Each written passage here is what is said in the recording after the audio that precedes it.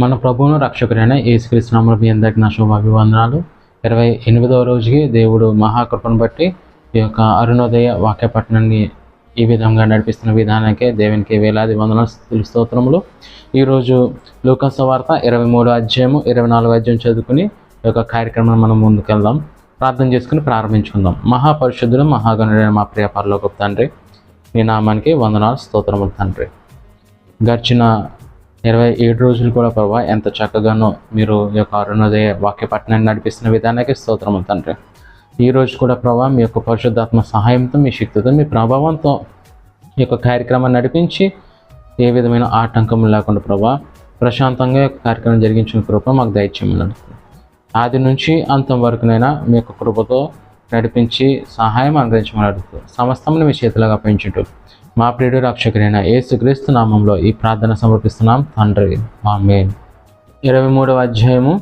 అంతటా వారందరూ లేచి ఆయనను పిలాతు నద్దకు తీసుకొని పోయి, ఇతడు మా జనమును తిరుగుబడ ప్రేరేపించుచు కైసరునకు పన్నీయవద్దనియు తానే క్రీస్తును ఒక రాజుననియు చెప్పగా మేము వింటిమని ఆయన మీద నేరము మోపసాగిరి. పిలాతు, నీవు యూదుల రాజువా అని ఆయనను అడుగగా ఆయన నీవన్నట్టే అని అతనితో చెప్పెను. పిలాతు ప్రధాన యాజకులతోనూ జనసమూహములతోనూ ఈ మనుషుని యందు నాకు ఏ నేరమును కనబడలేదనెను.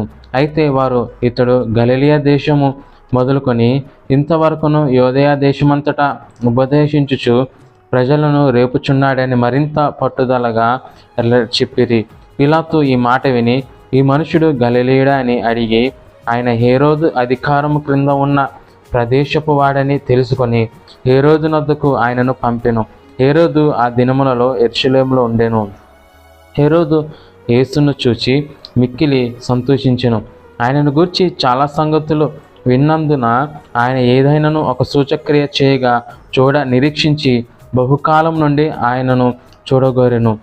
ఆయనను చూచినప్పుడు చాలా ప్రశ్నలు వేసినను ఆయన అతనికి ఉత్తరమేమీ ఇయ్యలేదు. ప్రధాన యాజకులను శాస్త్రులను నిలవబడి ఆయన మీద తీక్షణముగా నేరము మోపిరి. హేరోదు తన సైనికులతో కలిసి ఆయనను తృణీకరించి అపహసించి ఆయనకు ప్రశస్తమైన వస్త్రమును తొడిగించి పిలాతు నద్దకు మరలా పంపెను. అంతకు ముందు హేరోదును పిలాతును ఒకరినొకడు శత్రువులై ఉండి ఆ దినముననే ఒకరికొకడు మిత్రులైరి. అంతటా పిలాతు ప్రధాన యాజకులను అధికారులను ప్రజలను పిలిపించి, ప్రజలు తిరుగుబడినట్లు చేయుచున్నాడని మీరు ఈ మనుషుణ్ణి నా యొద్దకు తెచ్చితిరే. ఇదిగో నేను మీ ఎదుట ఇతనిని విమర్శింపగా మీరితని మీద మోపిన నేరములలో ఒకటైన నాకు కనబడలేదు, హేరోదునకు కూడా కనబడలేదు. హేరోదు అతని మా యొద్దకు తిరిగి పంపెను కదా.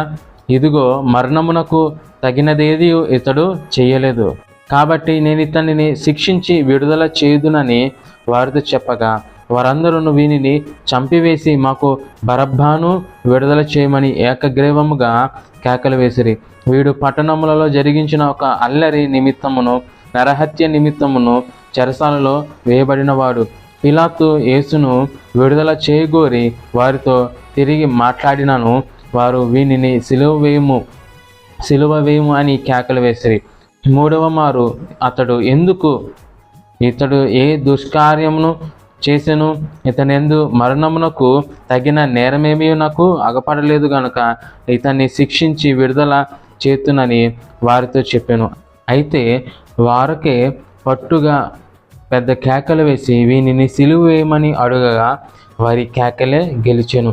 కాగా వారు అడిగినట్టే జరగవలెనని పిలాతు తీర్పు తీర్చి అల్లరి నిమిత్తమును నరహత్య నిమిత్తమును చెరసాలలో వేయబడి ఉండిన వానిని వారు అడిగినట్టు వారికి విడుదల చేసి యేసును వారికి ఇష్టం వచ్చినట్టు చేయుటకు అప్పగించెను. వారు ఆయనను తీసుకొని పోచుండగా పల్లెటూరు నుండి వచ్చున్న కురేనీయుడైన సీమోనును ఒకని పట్టుకొని యేసు వెంట సిలువను మోయుటకు అతని మీద దానిని పెట్టిరి. గొప్ప జనసమూహమును ఆయనను గూర్చి రొమ్ము కొట్టుకొనుచు దుఃఖించుచున్న చాలామంది స్త్రీలను ఆయనను వెంబడించిరి. యేసు వారి వైపు తిరిగి, యెరూషలేము కుమార్తెలారా, నా నిమిత్తము ఏడవకుడి, మీ నిమిత్తమును మీ పిల్లల నిమిత్తమును ఏడువుడి. ఇదిగో గొడ్రాండ్రును కనని గర్భములను పాలియని స్థానములను ధన్యములైనవని చెప్పు దినములు వచ్చుచున్నవి. అప్పుడు మా మీద పడుదని పర్వతములతోనూ మమ్ము కప్పుడని కొండలతోనూ జనులు చెప్పసాగుదురు. వారు పచ్చి మ్రానుకే ఇలాగూ చేసినడలా ఎండిన దానికేమీ చేయుదురు అని చెప్పెను. మరి ఇద్దరు ఆయనతో కూడా చంపబడుటకు తేబడిరి. వారు నేరము చేసిన వారు. వారు కపాలమనబడిన స్థలమునకు వచ్చినప్పుడు అక్కడ కుడివైపున ఒకనిని ఎడమవైపున ఒకనిని ఆ నేరస్తులను ఆయనతో కూడా సిలువ వేసిరి. యేసు, తండ్రి, వీరేమి చేయుచున్నారో వీరెరుగరు గనుక వీరిని క్షమించుమని చెప్పెను. వారు ఆయన వస్త్రములను పంచుకొనుటకై చీట్లు వేసిరి. ప్రజలు నిలబడి చూచుచుండిరి. అధికారులను, వీడు ఇతరులను రక్షించెను, వీడు దేవుడు ఏర్పరచుకొనిన క్రీస్తు ఆయన ఎడల తన్ను తాను రక్షించుకొనునని అపహాసించిరి. అంతటా సైనికులు ఆయన యొద్దకు వచ్చి ఆయనకు చిరకనిచ్చి, నీవు యూదుల రాజువైతే నిన్ను నీవే రక్షించుకొనమని ఆయనను అపహాసించిరి. ఇతడు యూదుల రాజని పై విలాసము కూడా ఆయనకు పైగా వ్రాయబడెను.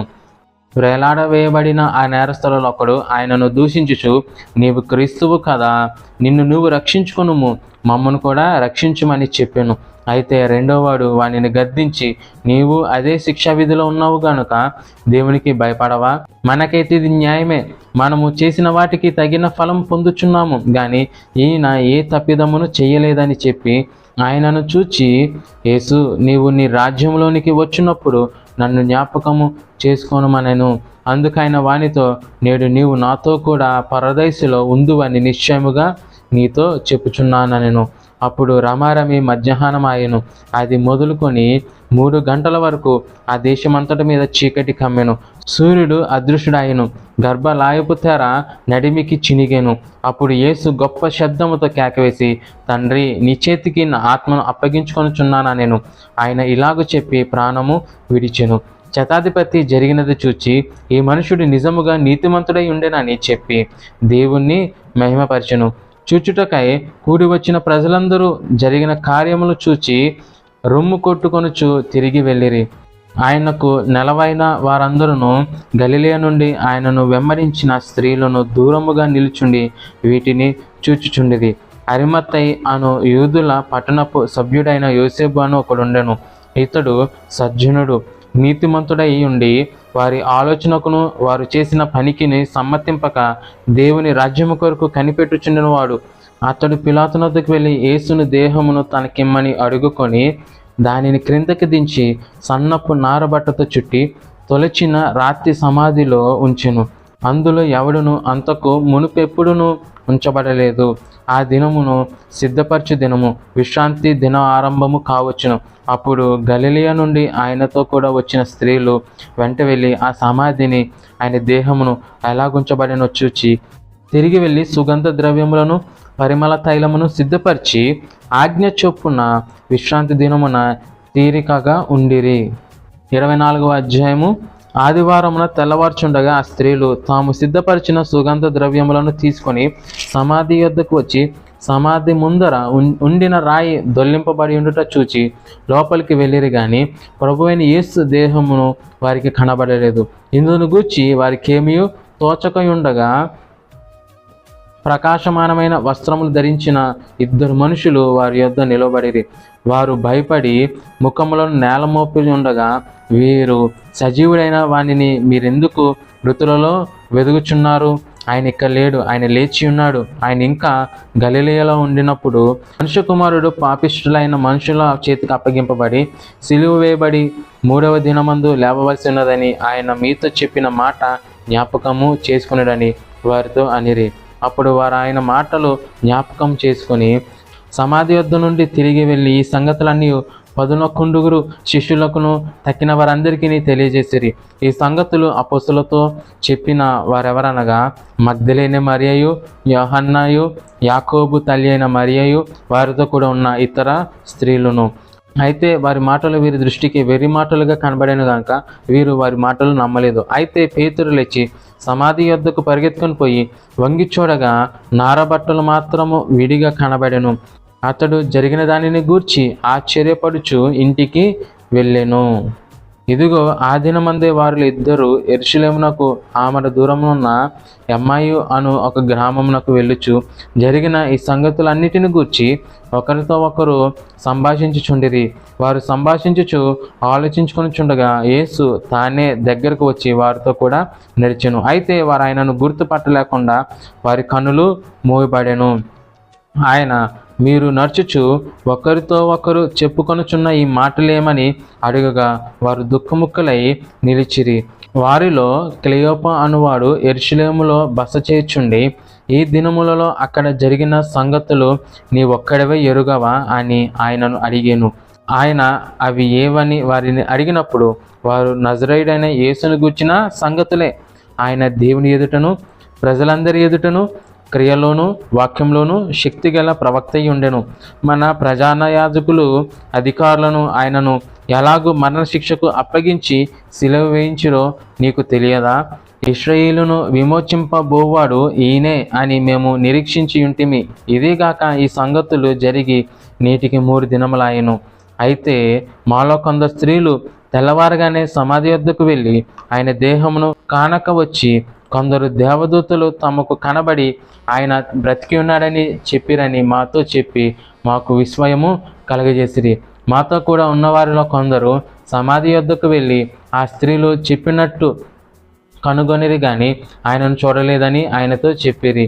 అందుకైన అవివేకులారా, ప్రవక్తలు చెప్పిన మాటలన్నిటినీ నమ్మని మందమతులారా, క్రీస్తు ఇలాగు శ్రమపడి తన మహిమలో ప్రవేశించుట అగత్యము కాదా అని వారితో చెప్పి మోషేయు సమస్త ప్రవక్తలను మొదలుకొని లేఖనములనన్నిటిలోనూ తాను గూర్చిన వచనములు భావం వారికి తెలిపాను. ఇంతలో తాము వెళ్ళుచున్న గ్రామము దగ్గరికి వచ్చినప్పుడు ఆయన ఇంకా కొంత దూరము వెళ్ళనట్లు అగపడగా వారు సాయంకాలమున కావవచ్చినది, ప్రొద్దుగుంకినది, మాతో కూడా ఉండమని చెప్పి ఆయనను బలవంతము చేసిరి గనుక ఆయన వారితో కూడా ఉండుటకు లోపలికి వెళ్ళెను. ఆయన వారితో కూడా భోజనమునకు కూర్చున్నప్పుడు ఒక రొట్టెను పట్టుకొని స్తోత్రము చేసి దాన్ని విరిచి వారికి పంచి పెట్టగా వారి కన్నులు తెరవబడి ఆయనను గుర్తుపట్టిరి. అంతటా ఆయన వారికి అదృశ్యుడాయెను. అప్పుడు వారు ఆయన త్రోవల మనతో మాట్లాడుచు లేఖనములను మనకు బోధపరుచున్నప్పుడు మన హృదయము మనలో మండుచుండలేదని ఒకరితో ఒకడు చెప్పుకొనిరి. ఆ గడియలోనే వారు లేచి యెరూషలేమునకు తిరిగి వెళ్ళగా 11 శిష్యులను వారితో కూడా ఉన్నవారును కూడి వచ్చి, ప్రభువు నిజముగా లేచి సీమోనునకు కనబడానని చెప్పుకొనుచుండిరి. వారిది విని త్రోవలో జరిగిన సంగతులను ఆయన రొట్టె విరుచుట వలన తాముకు ఎలాగూ తెలియబడెనో అదియు తెలియజేసిరి. వారు ఇలాగూ మాట్లాడుచుండగా ఆయన వారి మధ్య నిలిచి, మీకు సమాధానమవునుగా కానీ వారితో నేను. అయితే వారు దిగులుపడి భయక్రాంతులై భూతము తమకు కనబడనని తలంచిరి. అప్పుడైనా మీరెందుకు కలవరపరుచున్నారు? మీ హృదయములలో సందేహములు పుట్టనేలా? నేనే ఆయనను అనుటకు నా చేతులను నా పాదములను చూడుడి, నన్ను పట్టి చూడుడి. నాకున్నట్టుగా మీరు చూచుచున్న ఎముకలను మాంసమును భూతమునకు ఉండవని చెప్పి తన చేతులను పాదములను వారికి చూపెను. అయితే వారు సంతోషము చేత ఇంకను నమ్మక ఆశ్చర్యపరచుండగా ఆయన, ఇక్కడ మీ యొద్ద ఏమైనా ఆహారం కలదా అని వారిని అడిగారు. వారు కాల్చిన చేప ముక్కను ఆయనకిచ్చిరి. ఆయన దానిని తీసుకొని వారి ఎదుట భుజించెను. అంతటా ఆయన మోషే ధర్మశాస్త్రంలోను ప్రవక్తల గ్రంథంలోను కీర్తనలోను నన్ను గూర్చి రాయబడినవన్నీ నెరవేరవాలనని నేను మీ యొద్ద ఉండినప్పుడు మీతో చెప్పిన మాటలు నెరవేరినవని వారితో చెప్పెను. అప్పుడు వారు లేఖనములను గ్రహించినట్లుగా ఆయన వారి మనసును తెరిచి, క్రీస్తు శ్రమపడి 3వ దినమున మృతులలో నుండి లేచిననియు యెరూషలేము మొదలుకొని సమస్త జనములలో ఆయన పేరిట మారు మనసును పాప క్షమాపణయు ప్రకటింపబడిననియు వ్రాయబడి ఉన్నది. ఈ సంగతులకు మీరే సాక్షులు. ఇదిగో నా తండ్రి వాగ్దానము చేసినది మీ మీదికి పంపుచున్నాను. మీరు పైనుండి శక్తి పొందు వరకు పట్టణములో నిలిచిండుడని వారితో చెప్పెను. ఆయన బేతనియ వరకు వారిని తీసుకొని పోయి చేతులెత్తి వారిని ఆశీర్వదించెను. వారిని ఆశీర్వదించుండగా ఆయన వారిలో నుండి ప్రత్యేకింపబడి పరలోకములకు ఆరోహణుడాయెను. వారు ఆయనకు నమస్కారము చేసి మహా ఆనందంతో యెరూషలేమునకు తిరిగి వెళ్ళి ఎడతెగక దేవాలయంలో ఉండి దేవుని స్తోత్రము చేయుచుండిరి. దేవుడు ఈ యొక్క వాక్యమును దీవించి ఆశీర్వదించునుగాక. ఆమేన్. ప్రార్థన చేసుకుని ఈ యొక్క కార్యక్రమాన్ని మనం ముగించుకుందాం. ప్రార్థన. మమ్మల్ని మికిలిగా ప్రేమించిన మా ప్రియ పరలోకపు తండ్రి, నీ నామానికి వందనాలు, స్తుతులు, స్తోత్రములు ప్రభా. గడిచిన ఈ దినమంతయు ప్రభా ప్రార్థన చేసుకుని ఈ యొక్క కార్యక్రమాన్ని మనం ముగించుకున్నాం. ప్రార్థన మమ్మల్ని మిక్కిలిగా ప్రేమించిన మా ప్రియ పరలోకపు తండ్రి, నీ నామానికి వందనాలు, స్తోత్రములు ప్రభా. 28వ రోజు తండ్రి, ఈ యొక్క లూకా సువార్త 23-24 అధ్యాయం చదవడానికి ఇచ్చిన కృపకై స్తోత్రము. ఆది నుంచి అంతవరకునైనా ఏ విధమైన ఆటంకము లేకుండా, ఎటువంటి గలిబిలి లేకుండా ప్రశాంతమైన వాతావరణంలో నీ యొక్క వాక్యం చదవడానికి ఇచ్చిన కృపకై స్తోత్రం చేయించుడు. తిరిగి రేపు ఉదయం 5 గంటలకి అరుణోదయ వాక్యపట్నంలో మళ్ళీ మేము కలుసుకునే కృపను భాగ్యమును మాకు దయచేయండి. సమస్తాన్ని మీ చేతులకు అప్పగించుడు. మా ప్రియుడు రక్షకుడైన యేసుక్రీస్తు నామములో ఈ ప్రార్థన సమర్పిస్తున్నాం తండ్రి, ఆమేన్. అందరికీ వందనాలండి.